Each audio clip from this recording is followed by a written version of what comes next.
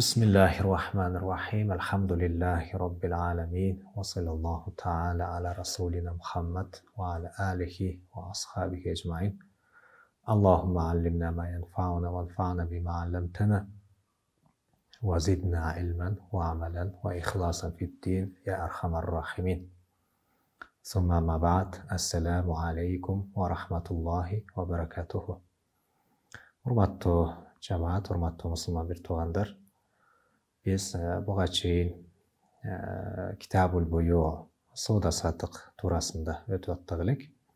Бүгүн ошол сабактын уландысы. ومن باع سلعة بثمن سلمه أولا. وقال المصنف رحمه الله تعالى ونفعنا الله بعلومه. Кайсыл бир киши bir товарды акчага сата турган болсо дейт, сәлләмәһу әуәлән. Бұл жерде автор, мұсанниф, шейхimiz эмне жөнүндө айткысы келип атат. Товар сатканыңызда же сатып алганыңызда акчаны же товарды ким биринчи берүү керек болот дегенде шейх айтат, эгерде товарды накталай акчага сатып аткан болсоңуз дейт, анда ошол накталай акчанын ээси биринчи акчаны берүүсү керек болот дейт. Анан товарды берет. Эмне үчүн биринчи акчаны берүү керек болот? Анткени товар белгилүү дейт. Товарга келишти эки тарап. Акча белгилүү эмес. Ошон үчүн эң биринчи акчаны алып алыңыз дагы, анан товарды бергенге милдеттүү болот. Бул милдеттүү болот, милдеттүү болбойт деген гана кеп. Эгерде акчаны албастан туруп товарды берип койгон болсо да жарай берет, бирок акчаны албайынча товарды берген дегенге акысы бар дейт. Илля аякуна муаджалан.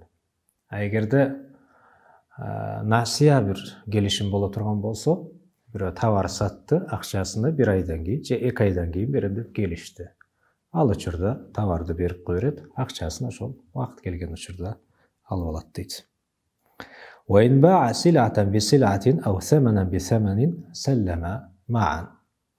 Эгерде бир товарды товарга сатып турган болсо, ал дегени накталай акча эмес ал. Мисалы китепти телефонго, же болбосо машинени компьютерге мисалы. Ошентип силаны товарды бир товарга алмаштыра турган болсо, сата турган болсо, ал учурда же болбосо акчаны акчага сата турган болсо, бүгүнкү күндөгү обменка келишими. Ал учурда экөө тең бирдей берет дейт. Мисалы, машинени компьютерге алмаштырдыбы, саттыбы, машинаны бул киши берет, бул киши компьютерди берүү керек болуп калат, бирдей. Акчаны акчага алмаштырдыбы, ал учурда бул бере турган акчаны бул таштайт ортого, бул анан бере турган акчаны ортого таштайт. Экөө бирдей таштабасы керек болуп калат, бирдей берүүсү керек болуп калат дейт. ولا يجوز بيع المنقول قبل القبض. Bizde товарлар же болбосо жалпылай мал дүйнө экиге бөлүп түшүндүрөт алымдар. Акарат анан манкулат деп. Акар дегени бул бир жайдан экинчи жайга которуп кетүү мүмкүн болбосо, анда аны акар деп айтабыз. Кыргызчалап айтканда ошондо козголгус мүлк болуп калат. Бир жайдан экинчи жайга которуп кетүү, көчүрүп кетүү мүмкүн боло турган болсо, анда аларды манкулат деп айтабыз. Эми мен бир акар бир жайдан экинчи жайга которуп кеткенге мүмкүн болбой тургандай бир байлыкка, бир буюмга, бир нерсеге эйлик кылдым дейлик. Ал учурда мен колго албастан туруп эле башка бирөөгө сата алам. Мисалы, акар дегенде биз айттык, бир жайдан экинчи жайга которуп кетүү мүмкүн болбогон нерселер. Алардын катарына жер, үй кирет мисалы. Эгерде мен жерде сатып алсам, же жерге кандайдыр бир себептерден улам эйлик кылдым. Мисалы, мурас жолу менен дейлик, же мага бирөө белек кылды, кандай жол болбосун, мен бир жерге эйлик кылдым. Козголгус мүлккө. Эми ушул колго тийбестен туруп эле башка бирөөгө сатып ийген болсом жарай берет. А эгерде мен манкулат bir жайдан экинчи жайга которуп кеткенге мүмкүн боло тургандай нерселерге эйлик кылсам, ал учурда мен аны колго алганга чейин башка бирөөгө сата албайм. Экөөнүн кандай айырмасы бар дегенде эмне деп жооп беребиз? Анткени акарат bir жайдан экинчи жайга которуу мүмкүн болбогон нерселерде, дүйнөлөрдө анын бузулуусу, халак болуп кетүүсү, урдалып жоголуп кетүүсү эмне мүмкүн эмес. А bir жайдан экинчи жайга которуу мүмкүн болгон товарларда жоголуп кетүү, урдалып кетүү, бузулуп кетүү деген көп болот. Ошон үчүн шарият эмне дейт? Аларды колуңузга толук алганга чейин башка бирөөгө сата албайсыз дейт. Ушул жерден бир маселе айткым келип турат. Негизи аны өз убагында кененирээк айтабыз. Мисалы, бүгүнкү күндө банктар иш алып барышат. Рассрочка деген сыяктуу бир келишимдер бар.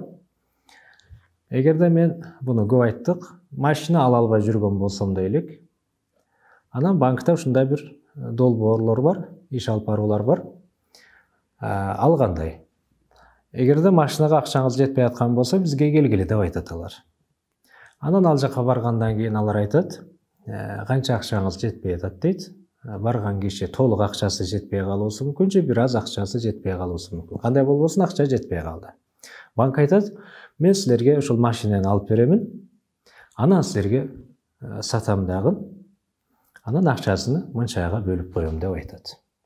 Бул шариатка туура эле, дал эле келет. Каршы эмес. А бирок дал келбеген жери кайсыл? Алар машинени колго толук алып туруп, андан кийин башкага сатуу керек болуп калат.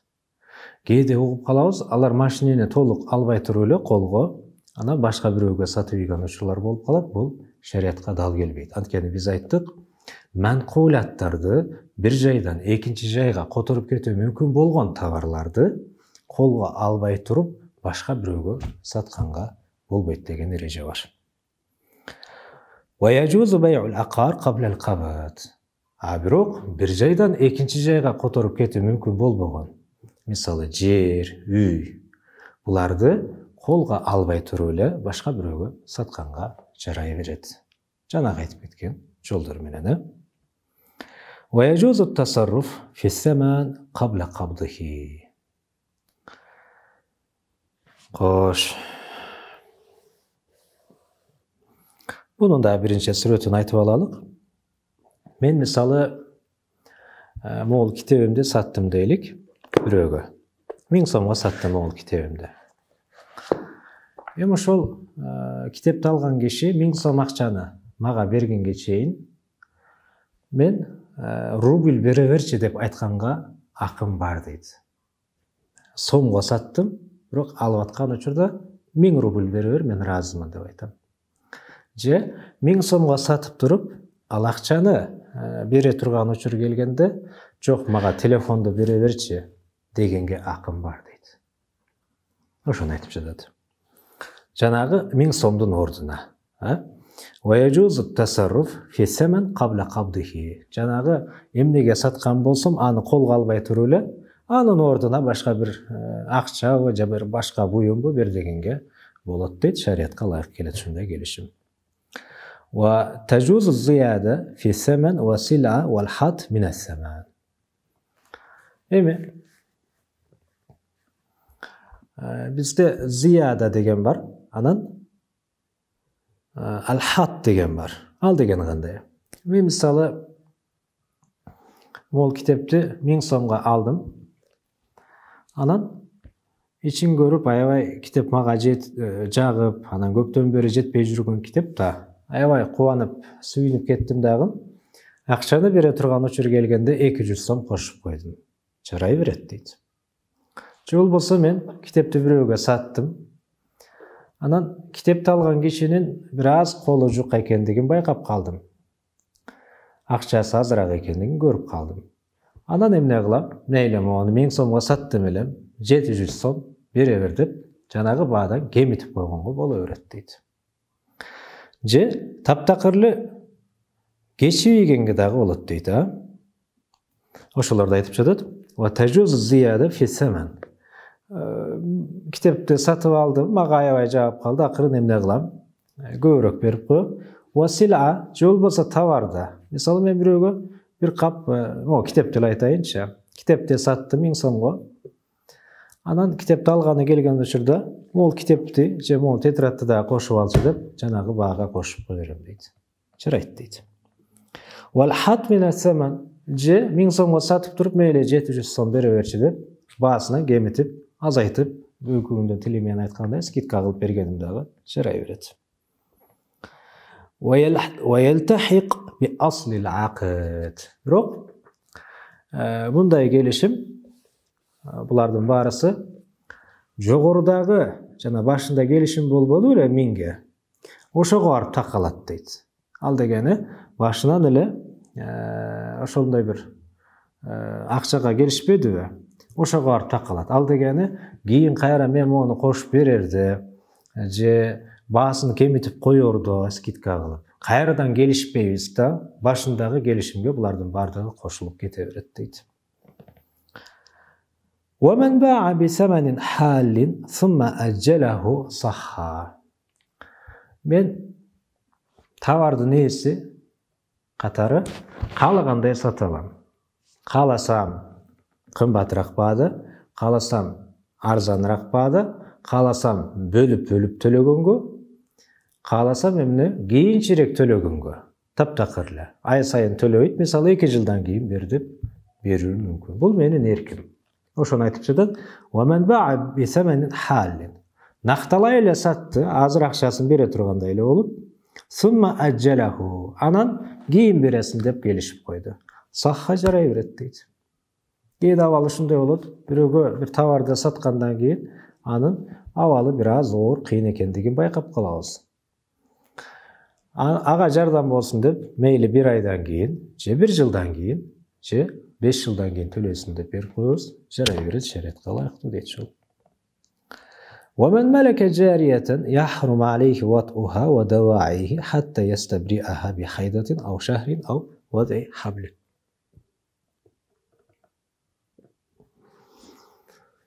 Бүгүнкү күндө күңдөр жок, бирок айтып кете берелик. Китепти толук бүтүрүү максатта. Кайсыл бир киши бир күнгө ээлик кылса, бизде шариатыбызда эмилгери ушундай болгон, бүгүнкү күндө жок. Бир күңдө сатып ала турган болсо, күң деген эркеги кул болот, аялы күң болот.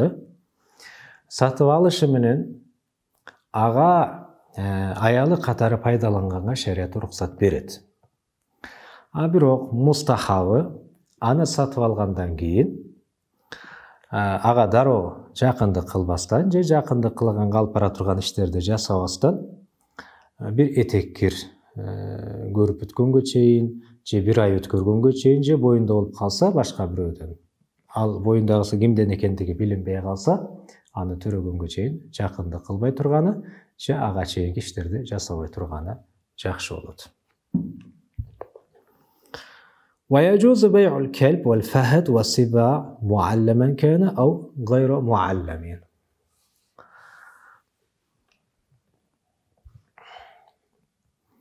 Бул жерде эмнени айткысы келип атат? Биз бир нерсени сатууда же сатып алууда Абу Ханифанын мазхабы боюнча ошол сатылып жаткан же сатылып алынып жаткан товар этин жегенге азал болуу, анын нажасат болбоо деген шарты жок.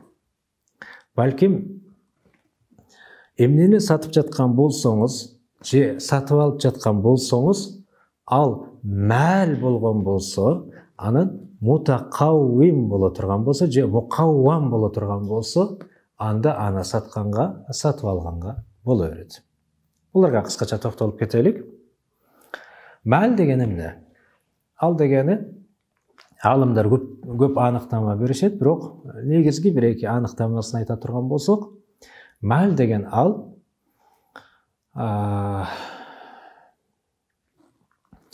Адамдар ага кызыктар болот. Менде дагы болса экен деп эңсейт. Анан бир учур болгондо аны бакылдык кылып, сараңдык кылып бербей коет, ошол мәл деп түшүндүрүшөт. Мындан да кыскараак, анан тагыраак алымдардын көпчүлүгү ынанышкан бир аныктаманы айта турган болсок, мәл деген эмне десе, ал дегени адамдардын баарысы же кээ бир бөлүгү аны мал деп биле турган болсо, бүттү ал мал дүйнөнүн катарына кошулуп калат деп аныктама беришет. Бул малдын аныктамасы. Адамдардын баарысы айтуусу керек экен, анан же кээ бир айтуусу керек болуп калат. Ошондо мал дүйнөнүн катарына кошулуп калат. Эми бизде мукаввам деген бар. Мукаввам деген эмне десе, шариат аны пайдаланганга уруксат бере турган болсо, аны мукаввам деп коет. Эми буларга бирде мисал коюп көрөлүк. Мисалы, ол тетрадты ала турган болсок, бул мал. Эмне үчүн? Анткени адамдардын көпчүлүгү же баарысы буну мал деп билет. Анан шариат буну пайдаланганга уруксат бердиби, бул мукаввам дагы болуп калат. Кээде кээ бир нерселер болот, мәл болуп эсептелгени менен, анткени адамдардын көз карашында ал мәл. Бирок шариат аны пайдаланганга уруксат бербегендиги үчүн ал эмне? Мукаввам болбой калат. Мисалы, эгерде азыр толук айтып алалык, ушул эки шарт табылбай калса, анда ал мәл болбой калат. Аны мукаввам дагы болбой калат. Мисалы, хинзир, чочко дегенди алып көрөлүк. Ал мусулмандардын көз карашы боюнча, адамдардын көз карашы боюнча ал мәл эмес. Анан аны пайдаланганга дагы болбойт. Бул мәл дагы эмес, мукаввам дагы эмес. Аракты ала турган болсок, кээ бир аалымдардын ою боюнча ал мәл, бирок мукаввам эмес. Адамдар анткени мәл деп билет, бирок пайдаланганга уруксат берилбегендиктен аны мукаввам деп айта албайбыз. Буларды иншалла ал-бай'ул фасидке келгенде кененирээк айтабыз. Маселеге кайта турган болсок, шариатыбызда эмнени сатканга болот, эмнени сатып алганга болот дегенде, ал мәл болуусу керек болот, анан мукаввам болуусу керек болот. Бүттү. Мәл мукаввам болсо, аны сатканга, аны сатып алганга боло берет. Демек, мәл болуу үчүн ал нажас болбоо шарт эмес ага. Мисалы, бүгүнкү күндө тезекти ала турган болсок, буну сатканга болот, сатып алганга болот. Эмне үчүн? Анткени мусулмандардын баарысы аны мәл деп билет, мал дүйнө деп билет аны. Эгер бирөөнүн үйүндө жыйылып турган тезегиңди бер десең, ал бербей коет. Эмне үчүн? Анткени ал мәл, аны сактайт. Кандайдыр бир муктаждык үчүн сактайт аны. Бул малдын аныктамасы ушундай. Шариат тараптан аны пайдаланганга уруксат берилет, эки шарты толук табылат. Демек, буну сатканга, сатып алганга боло берет. Ит дагы ошондой. Адамдардын баарысы буну мәл деп билет, биринчи шарты. Шариат тараптан аны пайдаланганга уруксат. Демек, аны сатканга, сатып алганга боло берет. Андан башка дагы айбанаттар, мисалы, айтпасак деле бул элдердин ортосунда белгилүү эшек. Адамдардын баарысы мал деп билет, экинчи шариат тараптан колдонгонго уруксат берилет. Бүттү, бул мәл. Буларды сатканга, буларды сатып алганга боло берет. Ошолордун катарында азыркы мисал, ваяжузу бай'ул калб, итти сатканга боло берет. Эмне үчүн? Анткени мәл, экинчиси мукаввам. Вал фахд. Ал-фахд дегени бул баягы бир мышыкка окшогон жаныбар, илбирс деп айтабызбы? Васиба. Жапайы айбанаттарды да сатканга боло берет. Муалламан кана ау гайра муаллам. Жанагы ит, же мышык, азыркы жырткыч айбанаттар аңчылыкка үйрөтүлгөн болсун, үйрөтүлбөгөн болсун, айырмасы жок. Эмне үчүн? Анткени мәл биринчиден, экинчиден аны шариат пайдаланганга уруксат берген, жарай берет аны сатканга же сатып алганга. Ва ахлу зимма фил бай' кал муслимин. Зимми деген бар бизде. Ал деген мусулмандардын жеринде жашайт. Бирок мусулман эмес кишилер. Булар соода саттык иштеринде мусулмандарга эле окшош. Булардан бирдемкени сатып алганга же буларга сатканга боло берет. ويجوز لهم بيع الخمر والخنزير. Эми булар өздөрүнүн ичинде бири-бирине аракты, чочкону сата берет, сатып ала беришет бири-биринен. Анткени арак алардын бурмаланган шарияты боюнча биздеги сук сыяктуу, хинзир чочко биздеги кой сыяктуу. Мейли бурмаланган болсо дагы натрукухум аля халихим, өздөрүнүн абалында аларды таштайбыз. Биз ошого буйрулганбыз. ويجوز بيع الأخراس. Бирок эгерде ошол бири-бирине арак сатканда, же бири-бирине чочко сатканда, ошол жерде жашаган мусулмандар алардан таасирленип калуу, бир жаман ишке өтүп кетүү, бир арак ичип, ошондой бир коркунуч боло турган болсо, анда жок, падыша карап көрөт. Бир чектөөлөрдү коюп дегендей. ويجوز بيع الأخراس. Дудук киши сатканга боло берет. Жандан дагы сатып алганга боло берет. وسائر عقوده. Андан башка дагы келишимдери, мисалы ижара келишимине турду дейлик, мудараба келишимине турду дейлик, шарика келишимине турду дейлик, кандай гана келишим болбосун, дудук киши буларга бара алат.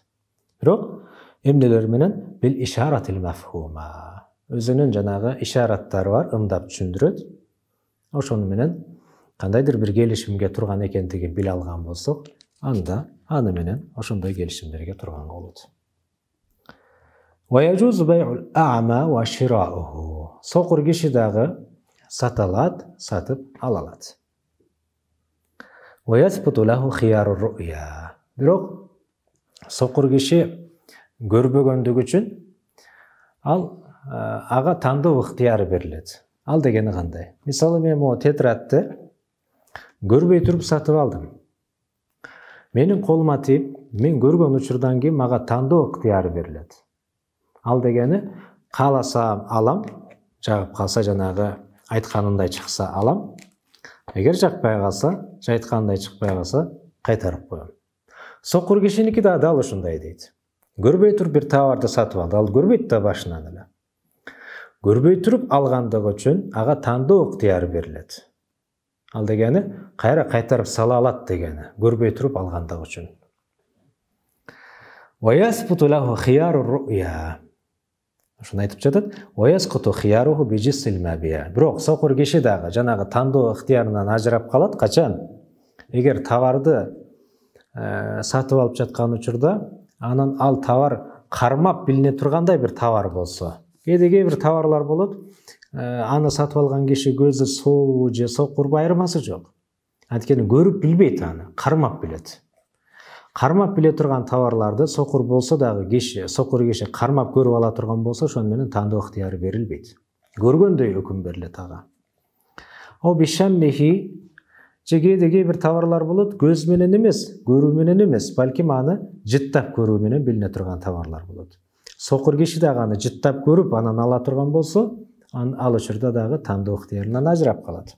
О бизаукихи, кээ бир товарлар болот, көрүү менен, кармоо менен эмес, балким даамын татып көрүү менен билине турган товарлар болот. Сокур киши анын даамын татып көрүү менен көргөндөй болот дагы, кийин тандоо ыктыярынан ажырап калат. О фил акар би васфихи. Эгерде сокур киши бир козголгус мүлк ала турган болсо, үйдү же жерди, ага сыпаттап айтып берүү менен аны көргөндөй болот дагы, кийин ага тандоо ыктыяры берилбейт дейт. وصلى الله تعالى على رسولنا محمد وعلى آله وأصحابه أجمعين.